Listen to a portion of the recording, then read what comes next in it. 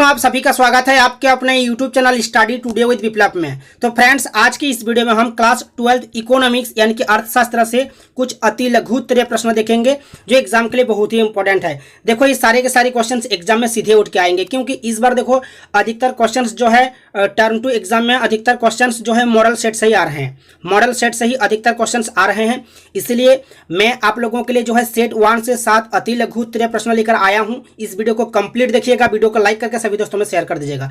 अगर आप सेट 1 से लेकर सेट 5 तक यानी कि कुल मिलाकर जो है 5 गुना 7, ठीक है, यानी कि कुल मिलाकर 35 अति लघुत्तरीय प्रश्नों को अच्छे से तैयारी कर लेते हो तो एग्जाम में आप 5 प्रश्नों को आसानी से जो है बना सकते हो, क्योंकि एग्जाम में आपको किन्हीं 5 प्रश्नों के उत्तर देना है। ठीक है, 7 प्रश्न रहेगा, आपको किन्हीं 5 प्रश्नों के उत्तर देना है। तो मेरा रिक्वेस्ट है कि आप लोग जो है ना कुल मिलाकर जो 35 सेट 1 से लेकर सेट 5 तक जो 35 अति लघुत्तरीय प्रश्न है आप सभी को जो है अच्छे से तैयारी कर लो। एग्जाम में आसानी से 5 प्रश्नों को बना सकते हो। ठीक है, तो मैं आज जो है सेट 1 लेकर आया हूँ और आगे जो है आप लोगों के लिए जो है सेट 5 तक जो है कंप्लीट करवा दूंगा। ठीक है, तो इस चैनल को सब्सक्राइब करके रखिएगा। ठीक है, और इस वीडियो को कंप्लीट देखिएगा, वीडियो को लाइक करके सभी दोस्तों में शेयर कीजिएगा। तो चलिए स्टार्ट करते हैं। देखिए क्वेश्चन नंबर 1 में दिया हुआ है कि समष्टि अर्थशास्त्र को परिभाषित करें। समष्टि अर्थशास्त्र को परिभाषित करें। देखो समष्टि यानी कि व्यापक अर्थशास्त्र आर्थिक अध्ययन के विश्लेषण का दूसरा महत्वपूर्ण पक्ष है। इसके अंतर्गत ऐसे विशाल समूहों का अध्ययन किया जाता है जो संपूर्ण अर्थव्यवस्था को प्रदर्शित करता है। इसके अंतर्गत ऐसे विशाल समूहों का अध्ययन किया जाता है जो संपूर्ण अर्थव्यवस्था को प्रदर्शित करता है, जैसे कि आपका कुल आय हो गया, कुल रोजगार हो गया, कुल उत्पादन हो गया, कुल विनियोग, कुल बचत, कुल उपभोग हो गया, कुल पूर्ति हो गया, कुल मांग हो गया, सामान्य कीमत स्तर हो गया। ये सब जो है इसके अंतर्गत आता है। तो देखो यहाँ पर क्या बोला जा रहा है कि समष्टि अर्थशास्त्र को परिभाषित कीजिए। तो आप जो है इस प्रकार से भी इस प्रश्न का उत्तर दे सकते हो कि प्रो सेरिपो के अनुसार आप दे सकते हो कि समष्टि अर्थशास्त्र संपूर्ण अर्थव्यवस्था के कार्यकरण से संबंधित है।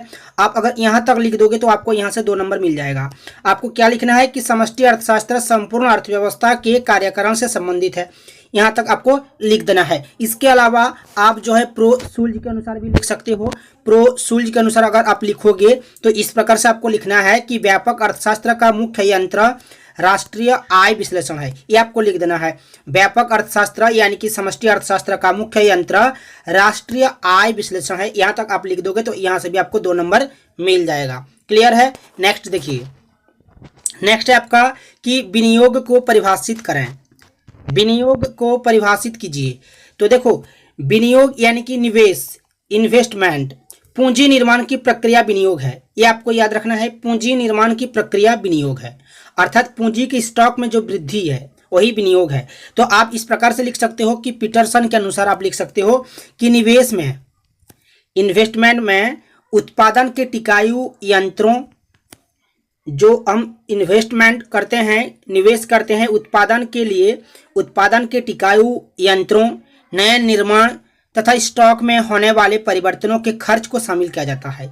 आप इस प्रकार से दे सकते हो, निवेश में उत्पादन के टिकाऊ यंत्रों, नए निर्माण तथा स्टॉक में होने वाले परिवर्तनों के खर्च को शामिल किया जाता है। आप इस प्रकार से लिख सकते हो। इसके अलावा आप इस प्रकार से भी लिख सकते हो कि लिख देना कि पूंजी निर्माण की प्रक्रिया विनियोग है, अर्थात पूंजी की स्टॉक में वृद्धि विनियोग है। इस प्रकार से आप लिख सकते हो, 2 नंबर आपको मिलेगा। नेक्स्ट है आपका कि भारतीय रिजर्व बैंक की स्थापना कब की गई थी। तो 1 अप्रैल 1935, ये आपको याद रखना है। भारतीय रिजर्व बैंक की स्थापना कब की गई थी, 1 अप्रैल 1935, ये आपको याद रखना है। नेक्स्ट आपका प्रत्यक्ष कर क्या है। प्रत्यक्ष कर यानी कि डायरेक्ट टैक्स, डायरेक्ट टैक्स, ये आपको याद रखना है। प्रत्यक्ष कर क्या है कि प्रत्यक्ष कर जो है आपका वह कर होता है कि जिस व्यक्ति पर लगाया जाता है कर, जिस व्यक्ति पर लगाया जाता है वह व्यक्ति ही उसका भार उठाता है। इस कर को टाला नहीं जा सकता, न ही इसका भार आंशिक या पूर्ण रूप से किसी व्यक्ति पर हस्तांतरित किया जा सकता है। ठीक है, प्रत्यक्ष कर आपको यहाँ इस तरह से लिखना है कि जब कर अदा करने की देनदारी या दायित्व तथा कर का भार एक ही व्यक्ति पर पड़ता है। ठीक है, जब कर अदा करने की देनदारी या दायित्व तथा कर का भार एक ही व्यक्ति पर पड़ता है तो उस कर को प्रत्यक्ष कर की संज्ञा दी जाती है। इस प्रकार से आपको लिखना है, 2 नंबर आपको मिलेगा। क्लियर है। नेक्स्ट देखिए, वीडियो को लाइक करना और सभी दोस्तों में शेयर करना। नेक्स्ट देखो, नेक्स्ट है आपका कि ऋणों का भुगतान पूंजीगत व्यय क्यों है। ऋणों का भुगतान पूंजीगत व्यय क्यों है। पूंजीगत व्यय कैपिटल एक्सपेंडिचर। पूंजीगत व्यय से अभिप्राय है कि एक वित्तीय वर्ष में सरकार के उस अनुमानित व्यय से है। एक वित्तीय वर्ष में सरकार के उस अनुमानित व्यय से है जो परिसंपत्तियों में वृद्धि करता है या देयता को कम करता है। तो आप इस प्रकार से लिख सकते हो कि जिस व्यय के परिणाम स्वरूप एक तो परिसंपत्तियों का निर्माण हो, दूसरी देनदारियों या दायित्वों में कमी आई, पूंजी व्यय है। इस प्रकार से लिख देना, जिस व्यय के परिणाम स्वरूप एक तो परिसंपत्तियों का निर्माण हो तथा दूसरी देनदारियों या दायित्वों में कमी आए, पूंजी व्यय है। इस प्रकार से आपको लिखना है। नेक्स्ट है यदि एमपीसी का मान 0.3 है तो एमपीएस का मान क्या होगा। एमपीसी सीमांत उपभोग प्रवृत्ति और एमपीएस सीमांत बचत प्रवृत्ति। ठीक है, marginal propensity to save, MPS. तो देखो यहाँ पर एमपीसी मैं यहाँ पर लिख देता हूँ कि एमपीसी और एमपीएस ठीक है, दोनों का योग सदैव 1 के बराबर होता है, 1 के बराबर होता है। तो आपको यहाँ पर क्या निकालना है, एमपीएस निकालना है। तो एमपीएस जब निकालोगे तो आपको क्या करना है कि 1 से ये जो एमपीसी है इसको माइनस कर देना है।